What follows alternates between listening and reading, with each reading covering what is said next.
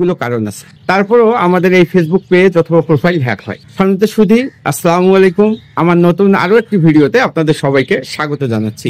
ইদানিং বাংলাদেশের কমন একটি সমস্যা হচ্ছে ফেসবুক প্রোফাইল অথবা পেজ হ্যাক হওয়া। ফেসবুক পেজ অথবা প্রোফাইল হ্যাক হওয়ার অন্যতম একটি কারণ হচ্ছে আমাদের ফোনে যে নোটিফিকেশন অপশনটা আছে, অর্থাৎ এই যে নোটিফিকেশন অপশনটা, এই নোটিফিকেশন অপশনের মাধ্যমেই কিন্তু দেখা যাচ্ছে হ্যাকাররা আমাদের ফেসবুক পেজটাকে হ্যাক করে। অর্থাৎ এই যে নোটিফিকেশন, যারা ফেসবুক পেজ হ্যাক করে তারা কিন্তু অনেকগুলো পেইড টুলস ইউজ করে, পেইড এক্সটেনশন ইউজ করে, এবং এই পেইড এক্সটেনশন গুলো দিয়ে তারা দেখা যাচ্ছে ফিশিং লিঙ্ক ক্রিয়েট করে, এবং ফিশিং লিঙ্ক ক্রিয়েট করে আপনাকে কিন্তু নোটিফিকেশন আকারে আপনার ফেসবুক পেজ অথবা প্রোফাইলে পাঠিয়ে দেয়। এখন দেখা যাচ্ছে ফেসবুক থেকেও কিন্তু বিভিন্ন ধরনের নোটিফিকেশন আপনার কিন্তু এই নোটিফিকেশন বারে শো করে। তো আপনারা যারা আপনাদের ফেসবুক পেজ অথবা প্রোফাইলটাকে সিকিউর রাখতে চান, তারা অবশ্যই এই নোটিফিকেশন বারে বিভিন্ন ধরনের নোটিফিকেশন যেটা আসে, যে রাইজিং ব্যাচ পাইছেন অথবা আপনার প্রোফাইলে একটা ইস্যু আসছে, এই জিনিসগুলো এই যে প্রোফাইলের নোটিফিকেশনে ক্লিক করা কখনোই ঠিক না। কারণ হ্যাকাররা বিভিন্ন ভাবে আপনাকে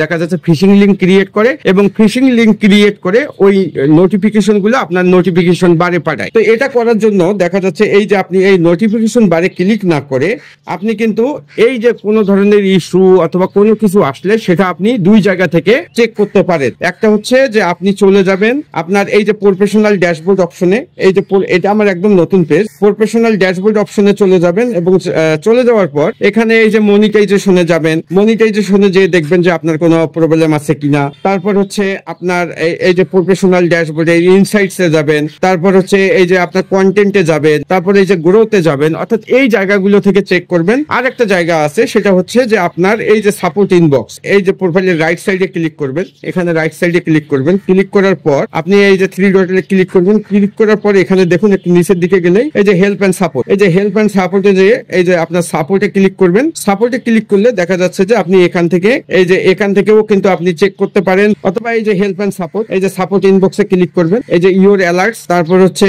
এই যে আপনার রিপোর্ট অ্যাবাউট আদার্স।